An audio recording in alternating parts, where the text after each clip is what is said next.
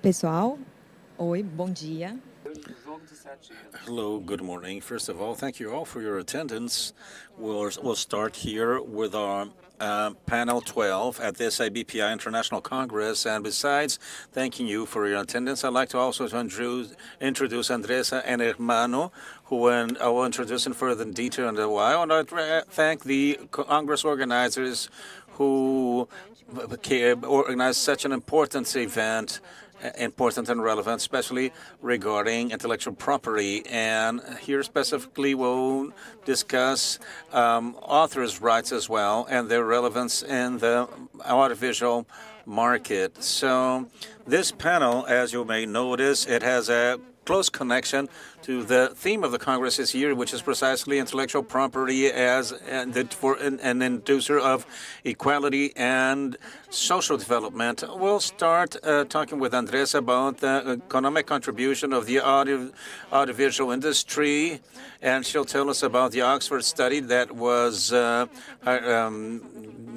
hired by the MPA Brazil, and we'll talk with Hermano, who will address the challenges. One of the main challenges faced by the audiovisual industry and piracy and the combat initiatives. So we will start now with Andressa Pappas. So make a brief introduction. Thank you very much, Andressa. With broad experience in formulation and implementation of public policies, as well as institutional and government relations, she has a degree of law with a specialization and solution of conflicts, and also Harvard Business School. Her professor, she has 14 years in the federal government and 8 years in the corporate sector. Currently, she is general manager and government relations director of Motion Pictures Association. Organization represents the biggest producers and distributors of audiovisual contents in the world, like Disney, Netflix, Sony, Paramount, Universal, and Warner Bros.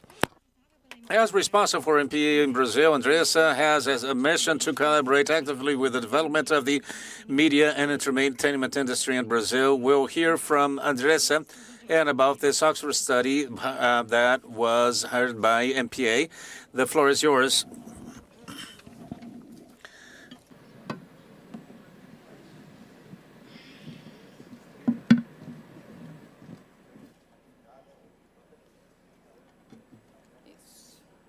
Falo aqui? Não precisa?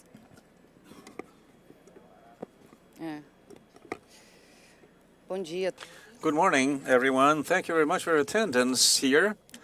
Thank you. I'd like to especially thank BPI for this invite once again to the Motion Pictures Association, the opportunity we have today to talk a little about authors' rights and the environment of intellectual property. I was talking with Luiza before, in the sense that we really miss that there should be more focus on authors' rights. So that is why this opportunity is so important to us here. So as Luiza said, I'll tell you about a study we hired, which revealed the economic contribution of the audiovisual industry in Brazil. It is a study that is based on the year of 2019, and I'll explain why we needed to have a snapshot of the audiovisual industry. And for natural reasons, this snapshot could only be taken in the pre-pandemic period. So this study does not intend to make economic forecasts. The purpose is to have a tool precisely for the analysis of data after the pandemic. And I think that most important for us to this fact of having hired this study, and MPA has this role of contributing to the discussion on the implementation and design of public policies. What we notice very much in our conversation with decision makers and with the market itself is that there is a certain lack of knowledge or partial knowledge on how the strength and the economic potential of our industry in our country. The audiovisual industry in this creative economy is one of the economic segments that grows above the world average, and that was what we understand that there is an enormous relevance.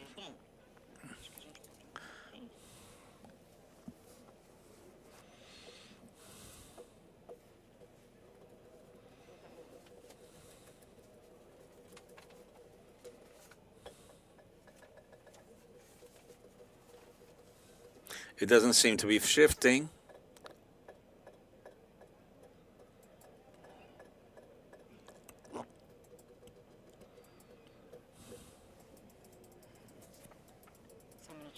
Just a minute.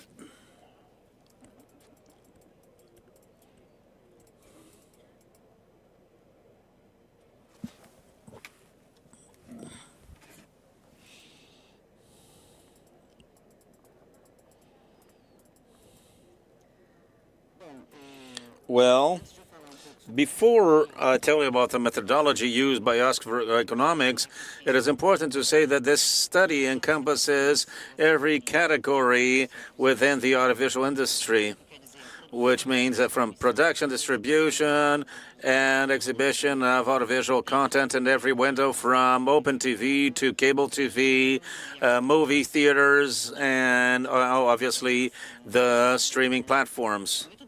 The methodology Oxford uses encompasses different kinds of impact. First, the direct economic impact on the GDP, for example, when audiovisual activity that may generate indirect impact, all the investment and economic contribution done on adjacent economic segments. For example, the direct impact would be the purchasing of film equipment in order to produce content in Brazil. Every expense that is made based on that purchase, let's say hotel services, lodging, catering, are indirect impact. And this leads then to other impact, which means everything that comes from the wages of workers from every economic segment that took part in this production, either directly or indirectly. All those expenses are economic inducers to the Brazilian GDP, and adding up the three of them, we have a total impact on our GDP. So we notice that those are figures that really stand out. The direct and indirect impact and the induced impact, they add up to this amount of something like 55 billion real per year. Only in terms of direct impact, we're talking about 24.7.5 billion per year. Another figure that stands out is the generation of work positions, directly created jobs, 127,000, and indirect jobs, something like 304,000. And workstations, and induced 127,000, something like 658,000 direct or indirect jobs per year in Brazil. In terms of tax collection, we see a total of 7.7 billion real a year. So the interesting thing about the audiovisual industry, not only given its importance itself, is the value it adds to other economic segments in Brazil. It is not only an industry that grows a lot, but we can say it is a booster of other sectors in the economy, especially in the services. The contribution of the audiovisual industry to the Brazilian GDP is bigger than that contribution in terms of manufacturing buses, cars, and trucks.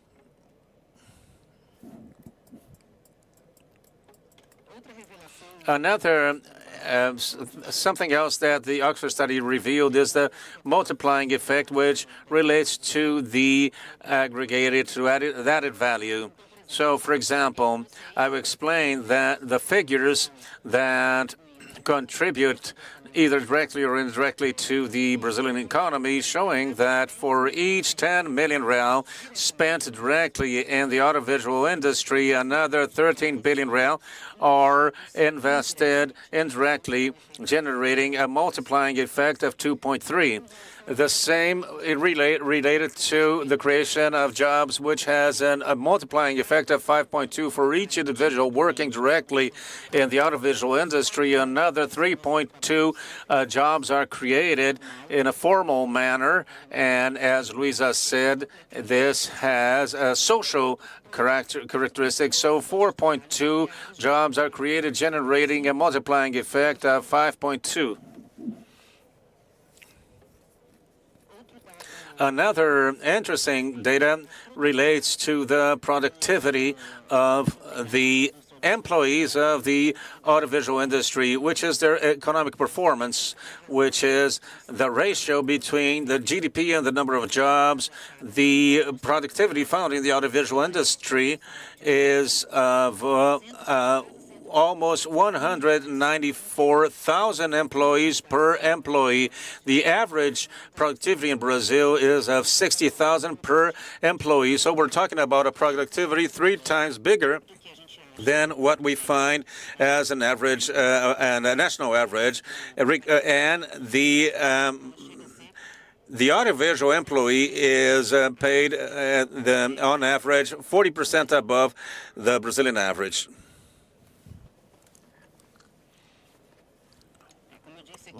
As I said here, all the categories, all the value chain was covered by this study by Oxford. And for natural reasons, even though the study does not make any forecast, it demonstrates the vertiginous growth of this segment of exhibition of content by demand. And starting from a demand from the consumer that shows specific audiovisual content. As this study was carried out in 2019, and 2021, MPA hired Frontier Economics to carry out a more up-to-date study measuring specifically the size of the online market in Brazil. I didn't bring this data here, but I must share that in terms of revenues in 2021 of the online market in Brazil, there was $1.3 billion. And the projection is that in 2024 and actually 2025, this level of revenue might reach $3.3 billion, which is to say we can only see vertiginous growth that was given clearly after the pandemic when people needed some emotional health. They could not leave home, so they started to access the contents which we considered OTT, over-the-top content. And the investment in the world in the production of original content, of local production, for there to be shown over the top. In 2021, the projection for 2024, let's see, is that this might reach the amount of $61 billion. Another interesting data that this study revealed, and once I may share this gladly, this information, there was an increase in the surplus in the economy balance of approximately 1 billion real from 2019 to 2020. But we're talking here about a growth of approximately 10% in the trade balance.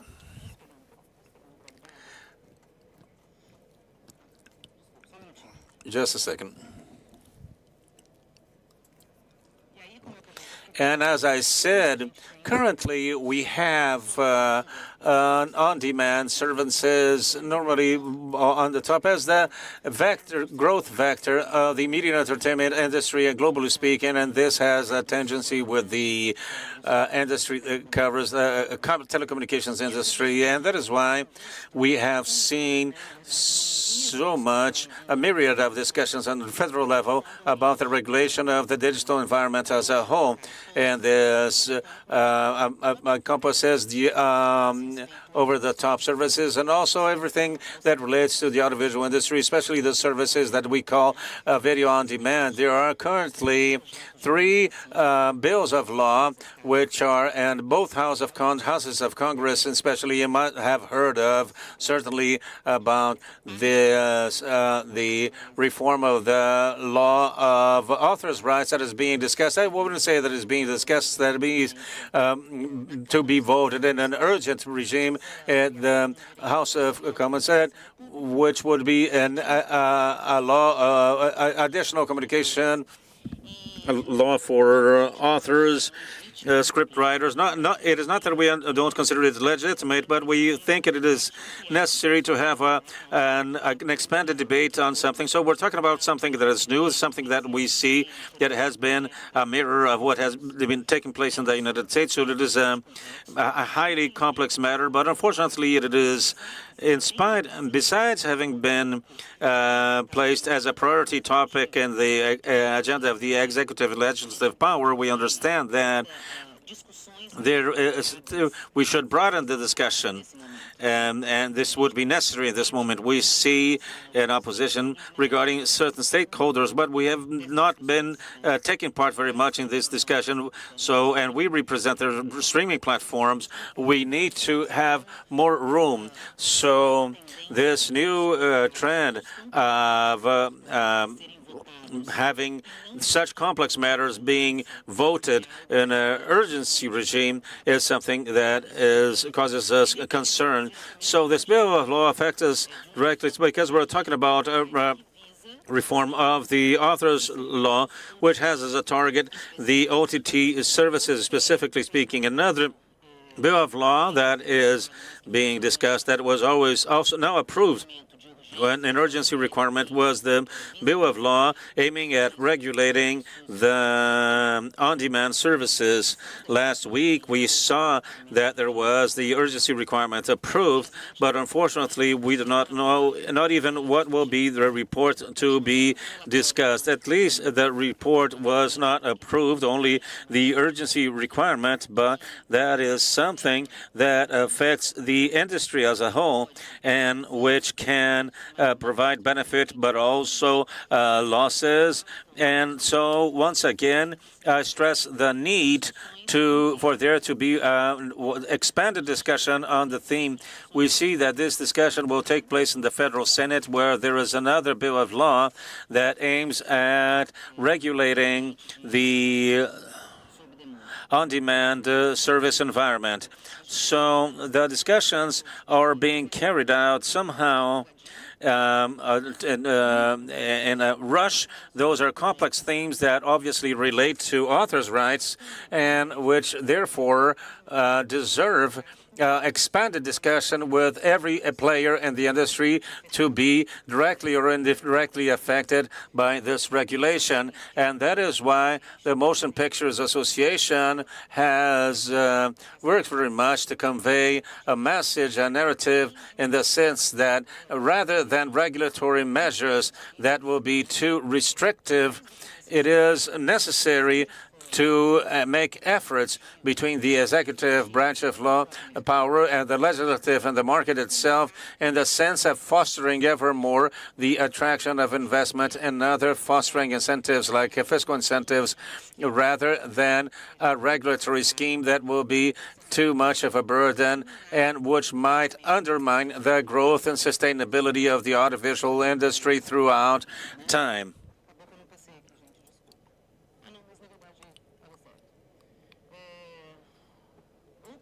Other impact that was shown, and once again, we have this matter of the additional value of the audiovisual industry.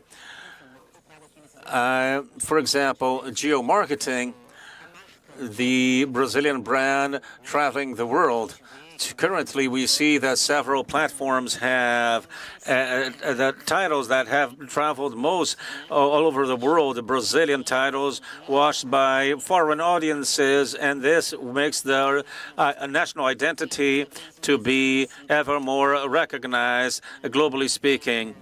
So generation of other income and flows of back statement and estimating other specific aspects, as in the case of developing new infrastructures. After all, for a studio, for an international producer, even for the local producers to come to shoot a production here in Brazilian territory, it is necessary for there to be a reasonable infrastructure for this shooting. We're talking about a work that is voluminous, and so without there being a reasonable infrastructure, this will not take place. And I would say the same regarding the training of professionals. We see that currently we have a deficit of qualified professionals that may comply with our requirements, the international requirements for there to work in the audiovisual industry. So when I talk about the need for massive investment, I mentioned specifically investment in the training of professionals. We're talking about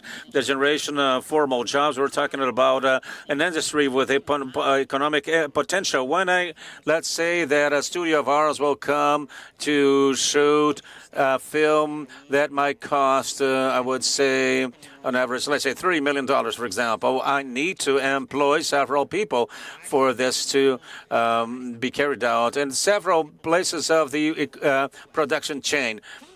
So when the executive production is over, this does not mean that this professional will be jobless. After all, he is highly qualified, so the increased productivity within expectation of average wage expectation, which is above that of the market. So this professional will be more required within that local dynamics.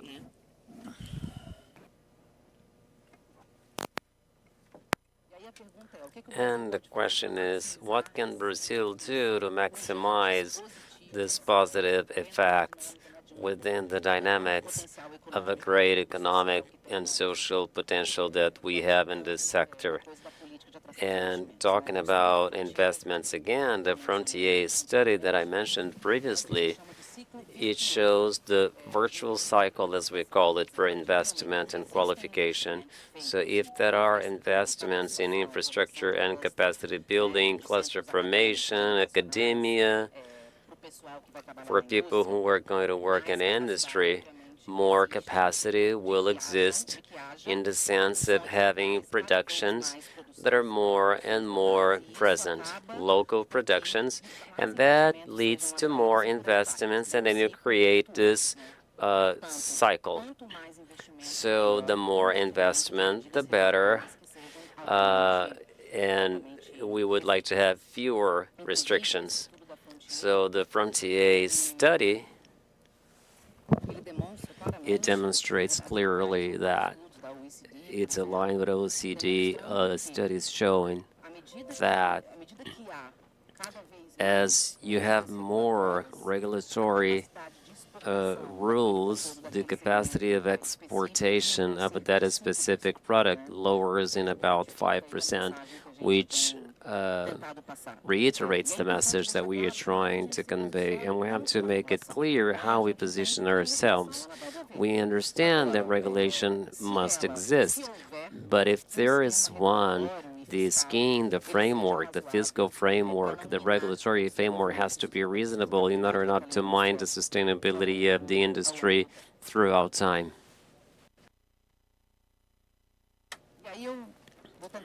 And I'm going to create a link about the social and economic collaboration of our industry with the copyrights. Obviously, we are talking about an industry that is based on IP, specifically copyright. So the protection of such rights is more than healthy, because as of the moment that those who detain those rights or those who manage those rights and explore them, once we know that those rights will be preserved and respected, the possibility of return over investment and profitability and better services provided to the consumers the easier it becomes to do that. And I would like to talk about some discussions that we see in both houses of Congress. We see a lot of bills that aim to create new exceptions and limitations to copyrights. Not only the LDA reform as a whole, 237 Bill 237, that has 10 new exceptions and limitations to copyrights, as many other bills that address the same issue. So we have debates that are really updated. For example, the discussion about AI, artificial intelligence, and we see in the United States what's going on. There is an intrinsic relationship between copyright and AI. So it's a very complex topic, very new, but it has to be seen through this point of view as well. Within the frame of AI, we have to see how we can preserve copyrights and respect them. But it's indeed a very complex topic, and a lot of times people ask me about it because I represent Hollywood studios. People ask me what's going on, and I can tell them nobody knows yet where this is going to end. And not only when it comes to the streaming platforms and content production, content that will be good for trainings, robots, or machine learning, nobody knows. Everything is still being studied. And I am talking about AI because we see some bills in both houses in Brazil, in the Congress in Brazil, that creates limitations to these copyrights. So therefore, we think that it's healthy to have discussions about it. At the end of the day, we are in the global trend for regulation of AI.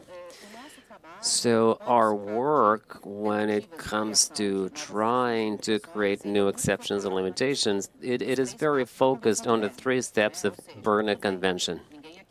So nobody is against the creation, but we need to obey the International Convention. There are some specific cases where an exception or limitation can be created, but not interfering in the ownership or the management of the copyrights and its economical exploration.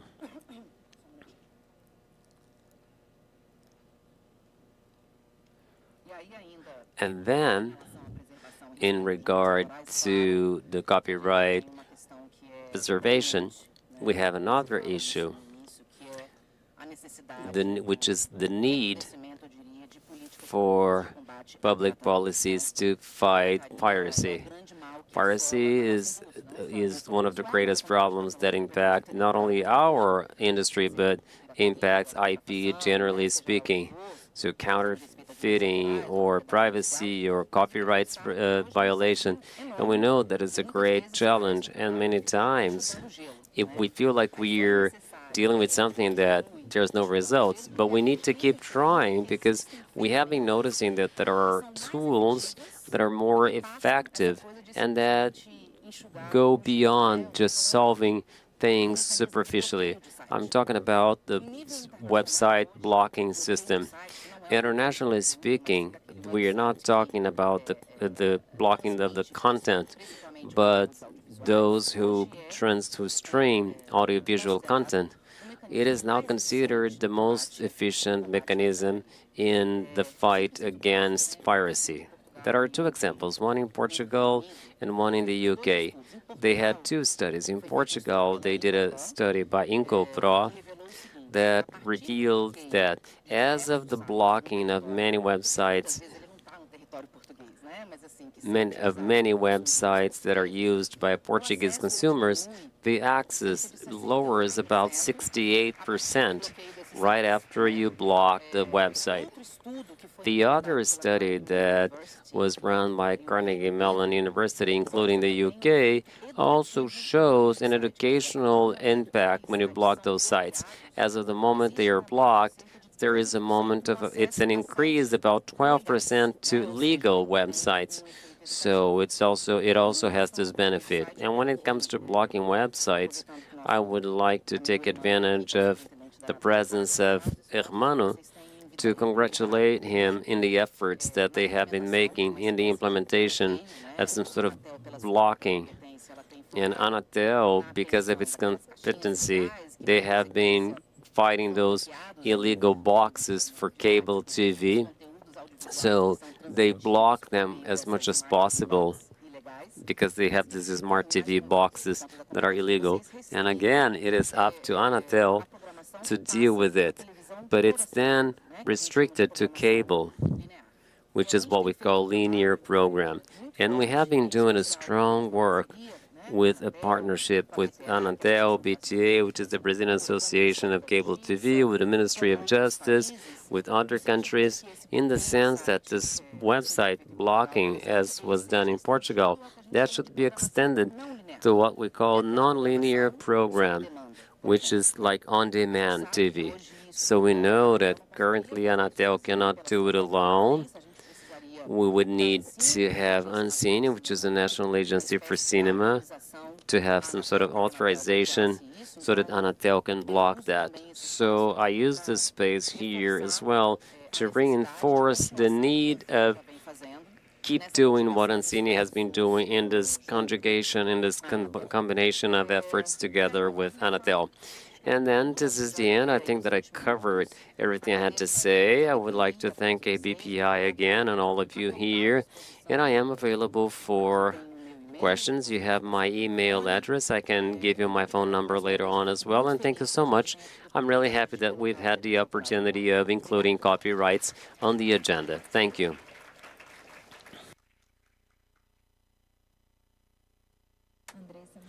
Andressa, thank you so much.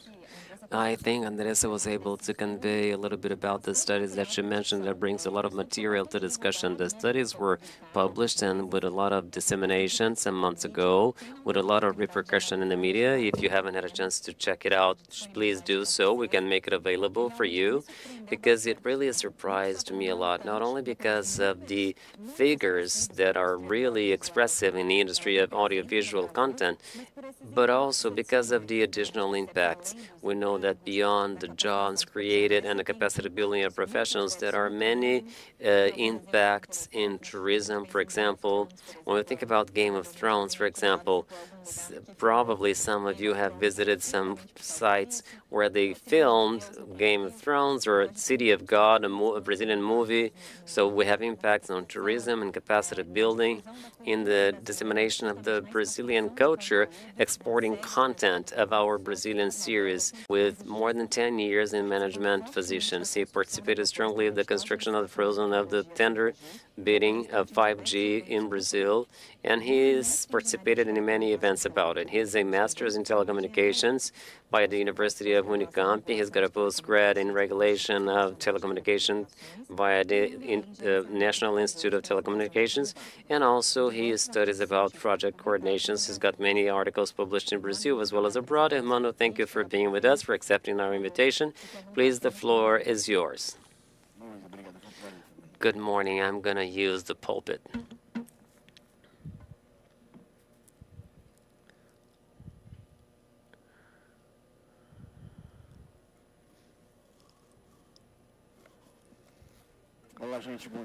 Good morning, everyone. Can you hear me fine? I'm having a little bit of problem using the headset. Okay, I can see my presentation. My name is Hermano, Superintendent of ANATEL, and I've been working in this fight against piracy for a while. I'll speak a little bit about what's being done and the perspectives for the future when it comes to that issue, specifically audiovisual piracy. So ANATEL began in 2018 to create a plan called Action Plan to Fight Piracy. And we did it in a more structured way, fighting the sale of products that do not have the homologation, the approval of ANATEL, creating problems related to consumer safety and security because some people die because of some devices that are not approved. So, like, for example, there was a child in Brazil that died for using a device, a charger, a cell phone charger that didn't work well, and then he ended up dying because of it. So when we talk about safety, we are talking about risk of life. We have to respect radio frequency as well, and also we have to think about a fair and healthy competition realm for research and development. So we began in 2018. We've been involved in steps. 2019, we made a partnership with the post office, then with airports and ports, which is our greatest source of apprehensions. So we know that after the distribution has taken place, it's more difficult. So we wanted to tackle the source of it. In 2021, also a partnership with the road police in Brazil. And also we have to do supervision electronically because a lot of sales are on e-commerce, so we can't just supervise it physically. So just some figures that we have. In the last 5 years, we've reached almost 7 million products, and we hope to break this record very soon with an average of 600 million Brazilian reais. And now we're specifically talking about the audiovisual industry. So let me go back, because I have to go back to the previous slide. So this amount is of all of the products that we apprehended, and specifically related to the audiovisual market. The product that creates most problems is TV box. Most of you should be familiar with it, which is a device that transforms a regular TV into a smart TV, making it possible to watch streaming, series, so on and so forth. So this TV box has the cable TV channels, but almost always it comes with non-linear content, which is the on-demand content on the platforms. And it's not approved, but there is one that is approved, and it works very safely, and then I have access to apps, but you need to have your password, so on and so forth. And there is a third one that we call the piracy one that has no certification from ANATEL that decodes in a legal way for cable TV and streaming services. Then we fight against the red one. So specifically TV box, we have this device, and this device is problematic because it involves many irregularities from not being certified as well to problems with telecommunications, because you're providing a service of transmitting a channel without authorization, so on and so forth.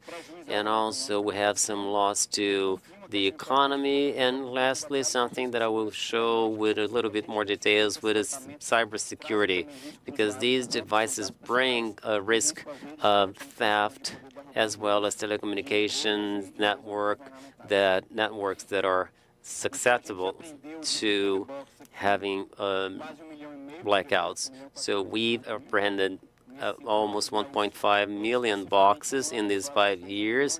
In 1 year alone, we did 1 million of them.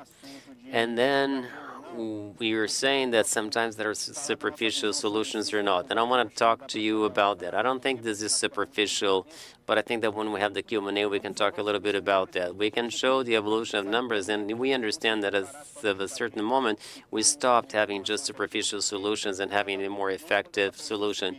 Not only because the number of apprehensions increased, but when they decreased, because while they keep going on, while they keep going up, it means that we are not being so efficient. But we went from a specific level to another level, a lower level, because a lot of people decided not to deal with it anymore because it doesn't compensate anymore, people who were doing that illegally. And you mentioned that it was important to mention that. So, I mean, even if it were solving the problem just superficially, it's better than nothing, because if we don't do anything, the problem amplifies in the market. So this is what we've apprehended so far. But what's new right now? So there are some physical supervisions we did this year. So in March, in the state of Rio Grande do Sul, we got 5 tons of products with the federal police, some counterfeit approval seals. So we found in certain warehouses, besides selling the product, they tried to come across as legal products. So instead of Pará, we apprehended 150,000 products in April. In July, again, instead of Rio Grande do Sul, 20,000 products. inspected. Now in Brasilia, we had author fees. I don't know if you know what I'm talking about. Otefis, O-T-E-F-I-S. I forget what the acronym is, but it's an operation of the federal police of training many different institutions. So they train, for example, in the rural police, among others, so that they can identify the non-certified products. And then we went to the field to do trainings. And as a result of these OTFs, they work. An example of that is this case of the state of Pará, where we had the training of people from the federal rural police, and now only these institutions alone, they were able to apprehend recently, about a month ago, of 10,200 TV box boards. They were able to identify that was a product that was illegal. They called ANATEL only later on for the forensic analysis, so we apprehended approximate 2 million Brazilian reais of these boards in the state of Pará. And in this month, in the state of Fialho, 3 million reais in telecommunications equipment apprehended in the state of Fialho. These are some examples to show that we still work in the physical aspect of apprehending things like in stores and roads, ports, airports. But what we noticed, I forgot to mention the partnership with the post office. So we have some figures. Till the end of the year, we did a supervision with the state of Paraná with almost 22,000 equipments only in 6 months of the year. In the state of São Paulo, 1,000 at the airports. So TV boxes, we have 4,480, and these are figures with our partnership with the post office. But this traditional physical supervision we've been doing for 5 years, and what we've noticed at the end of between the end of last year and now is that this supervision has some impact, but it's not enough, because there is still the use of we still see people buying these devices. So the first thing we had to do was this cohibition of the marketplaces. E aí a gente iniciou trabalho nessas plataformas. And we started a work in these platforms, the e-commerce, which was... Em 2021, então a gente conseguiu a adesão dessas empresas.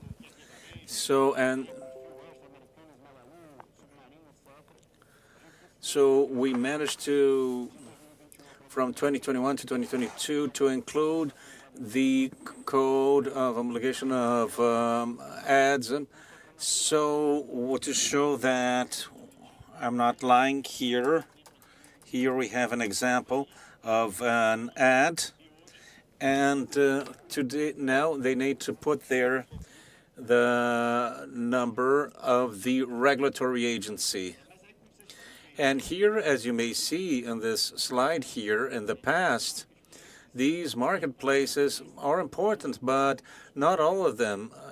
So we managed to do this regarding these, but we didn't make much progress regarding the marketplaces that we are they encompass most of the 3P commerce. So they're platforms that exist to allow other people to sell the platforms, like, for example, Mercado Livre. Most of the products sold there do not belong to them, but belong to the people making this and the announcements. They didn't have any responsibility whatsoever on for the sale.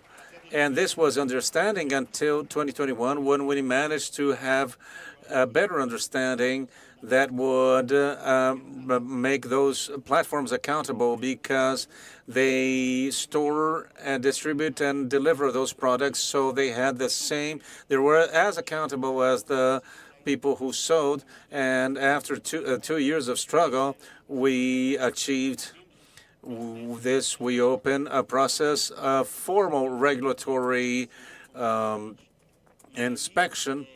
And now we managed to agree with all. On August 31, in a few days, it will be the term for them to include the code of homologation of approval. We have here 3 big platforms: Amazon, Mercado Livre, Shopee, which are for 3P sales, and Carrefour is not so strong in 3P, but they had not adhered last year. They're adhering this year. So we have Amazon. We requires an ANATEL certification code. ANATEL certification, the number, and Carrefour as well. ANATEL certification code. Mercado Livre also does, with an ANATEL homologation, and Shopee as well here. So we made an appraisal early this year, and these platforms, in spite they had made some progress, but they were still selling a number that we considered above the acceptable of non-homologated products, non-approved products, and now they will pull their approval certificate code on all products, and then the next stage would be for them to validate this code, and every marketplace mentioned up to the end of this year. So this will close the chain, and we expect to. And what we see is that the marketplaces are already inhibiting their sales, and now we're assembling an anti-piracy laboratory in ANATEL, and invite you to. We're going to inaugurate a strong laboratory there in Brasilia, and Luiza as well. And we almost would manage to buy the pirate equipment. We need to have pirate equipment in order to do reverse engineering. And we were not managing to buy them. The marketplaces, we need to go undercover to be able, because we wouldn't find it any longer. So we saw that there really is being some inhibition, but it is smaller than it used to be. And what is the point here? We had an impact of over 2 million ads, announcements, only in the marketplace. They said that 75,000 ads were already removed for not having non-approved products. And this is in a single marketplace. But what I wanted to say is that that was the traditional way to do it, things. But even then, we still have this market, so we needed to have a third approach. There was a physical approach, e-commerce, and what was the third one? Because of these other problems here, and these cereal boxes would keep on being sold on the internet, but especially in popular markets like this, popular fairs. And what did we need to do? Currently, what we see, there are certain cases when you don't have any folder, any ad on about the product or service, and they only do it. They don't have ads in order to not be caught.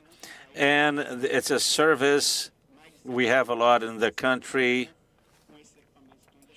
with these undercover equipment.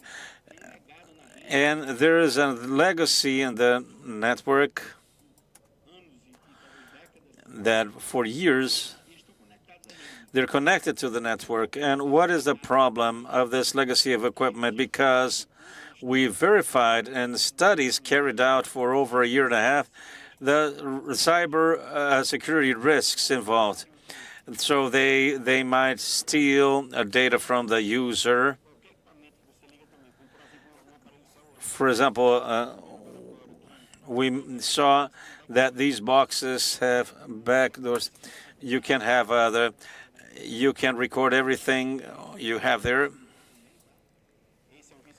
This is a risk to the user, and also perhaps the main risk, and that we verified that these little boxes, they are small, they have relatively low processing power, but they have a capacity to add the processing power and work as a whole to knock down networks, which are called VDOS attacks of denial of service. And they attack a website, a server, etc., making it non-operative. So these attacks, they put at risk the networks in the country. So it is as if we had soldiers in our house ready to attack in a situation of war, for example, that even we're verifying possible involvement of governments of countries. So this became a matter of national security, and we had carried out a study and verified that it wouldn't be enough to have this physical combat. We needed to do the site blocking, which is the blocking of these equipments by the telecommunications networks in an administrative manner. And we did this in February this year. We created this plan so we would fight the commercialization, and then we're fighting the use as well at households, which is not to go to someone's household. People would be afraid of that. We won't go to anyone's household, but what do? We block the access to the content servers and the service of keys. So along with the telecom companies, we see where people have this, and we cut the access to any network provided by these equipment. And so it is related to non-certified equipment, and there's a part of sites and apps. And if it's only a site you use, let's say to watch football, these sites that you access from a computer, we don't block them, but the equipment, the TV box, we block them. And Andressa, the TV box, we don't block only, as we block the access of the TV box to the stores, to the authentication. We block the authentication. We end up blocking it as well, the streaming. We block the pay TV channels. And the idea was to provide protection to the consumers because of this risk to the users. And what happened then? When we proposed of ourselves to do this, when we announced the plan in February, many people, especially this black market, doubted our capacity to do this blocking because they say the internet was a no man's land. So there was questioning that we were only trying to frighten people. I didn't see you know if you saw reporters went there. And they would say that they won't block it. So we started to block the satellite. And to provide an example, we received a complaint from ANATEL itself. A few users thought this consumer, for example, my TV box service was blocked. This other one says, it's a month since my TV box doesn't work. They tell us to wait for another 72 hours. And no one replies. Those are concerns. We received an ANATEL itself showing that there was already a certain impact. There are several ways and methods, which are at least 5 methods, which are clandestine. This is legalized service where you have encrypted content. Then you have the smart card, but the clandestine service does not do this. They break this at their provider, and then they send it either through a satellite. There are 2 satellite antennas that send both the content as well as the cryptography key. There are users where they send the content through satellite and the encrypted encryption key through the internet. There's card sharing as well, which sends the encryption but requires authentication. There's another kind which a PTV box. They send everything through the network, both the encryption key as well as the content. And there are other illegitimate ways, sites and apps. For example, here We have an example of football which do not depend on certified equipment to work. So we have made progress, but it is a challenge, first of all, because those are several different methods. So I've already shown 6 different methods. Each method has variations to it, so each manufacturer has his own piracy network. So we need to test each kind of equipment from each manufacturer to see how it works. For example, there are manufacturers that when it's from model 1 to 5, they use one network and then they use another network.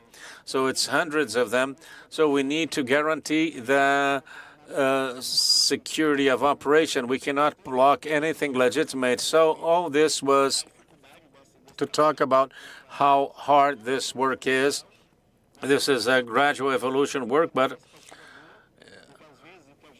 sometimes what we see is that there are people who are not being blocked today. So we have, let's say, a neighbor, a friend who says, but you're doing this, but a friend of mine has it and it's working. So it didn't work. It is not that it did not work because we're evolving. So usually I say that different from Real Madrid, you can say that the moment will come.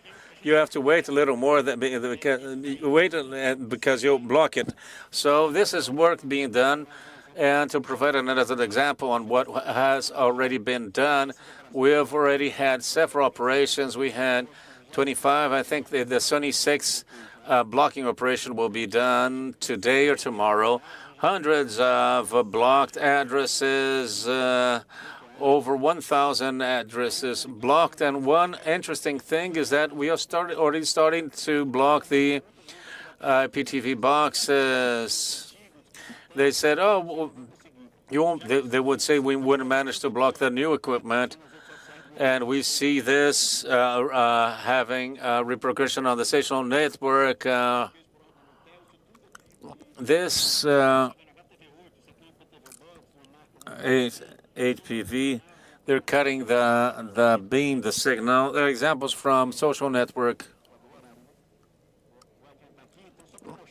to show that it is working. So now on August 12th, people were saying that it dropped. So we managed. It is not solved because they keep on changing servers, so we need to block again. They also evolve technically. So now we have a few technical challenges which involve international providers, companies that are not even located in Brazil, and was discussing with them. And on Friday, I sent requirements to a company with headquarters in Switzerland.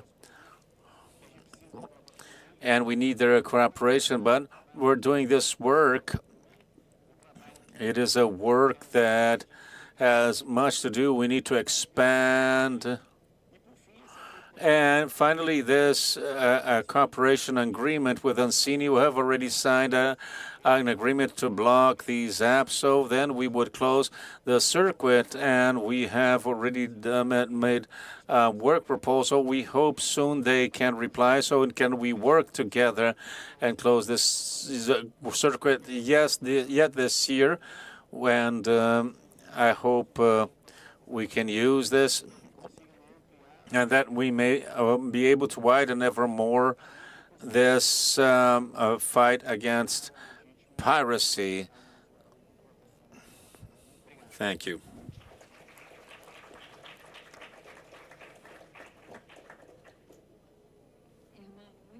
Hermano, thank you very much for your presentation. I think you brought a lot of interesting and current information on the theme.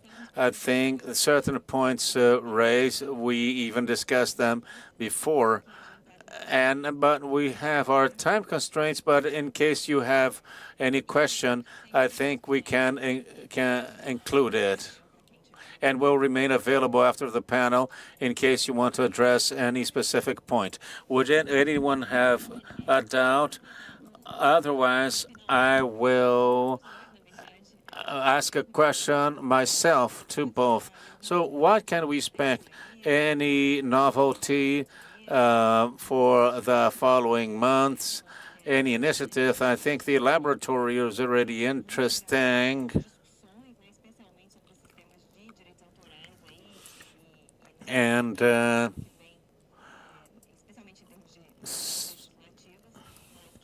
I'd like to hear from you in case you have any interesting point for us to pay attention to from the point of view of this fight. The main point is to be able to have this agreement with Ancini, because we've already signed this agreement, and now, as I said, it is in a phase of approval of the work plan, and we think it will be good because then we will address content itself.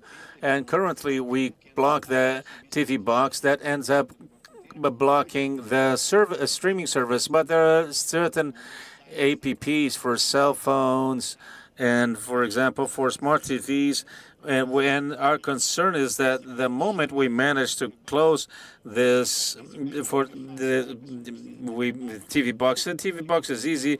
Everything is already programmed. They have access to every content. So there's still a big market. But when we close this circle, we may try to do something else. So we really need to make this agreement move forward with Ancini, who have already sent a work proposal. We're waiting for the reply. And now on September the 1st, there will be this laboratory. And currently, we use 2 virtual laboratories, and now we'll use a physical laboratory because we want to intensify this work, increase the speed. And when it comes to piracy, people change quickly.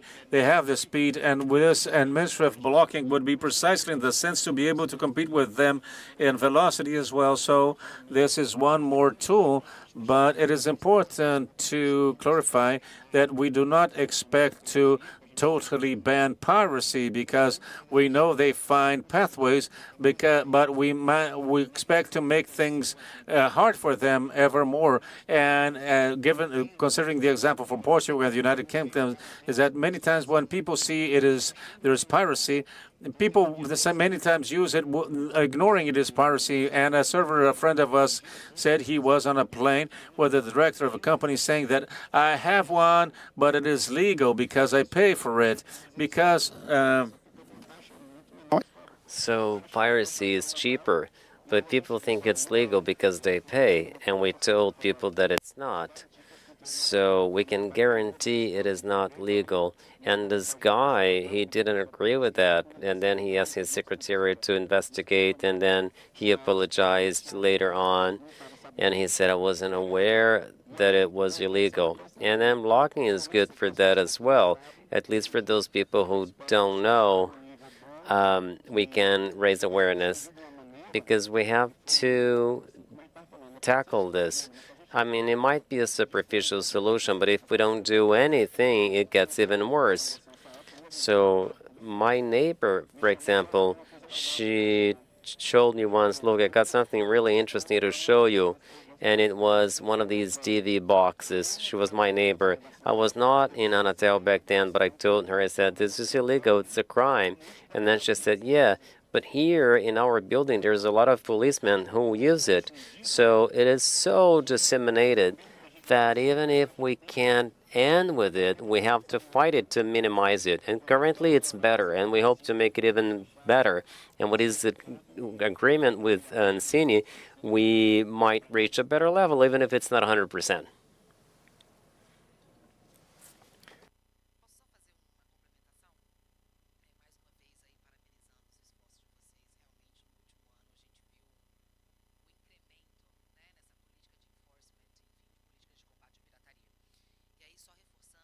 I would like to reinforce again that we know it's not your competency, but Brazil currently, the greatest part of entertainment content consumption goes through cell phones, even though the access through TV boxes is also increasing. But why do I say that? Because through cell phones with 5G and more access to fast internet, you can access the website directly, the illegal website. That is why it is so important that Ancini keep doing what ANATEL is doing as well, so that we can block those websites that navigate over the top and not necessarily within the TV box, even though we know the TV box many times is the device that is used for streaming as well as cable TV. Well, thank you so much. I think that unfortunately we have to stop. I would like to thank you again, Hermano, Andressa. It's been really interesting, and I would like to thank you all for being here. Thank you so much, and have a good afternoon.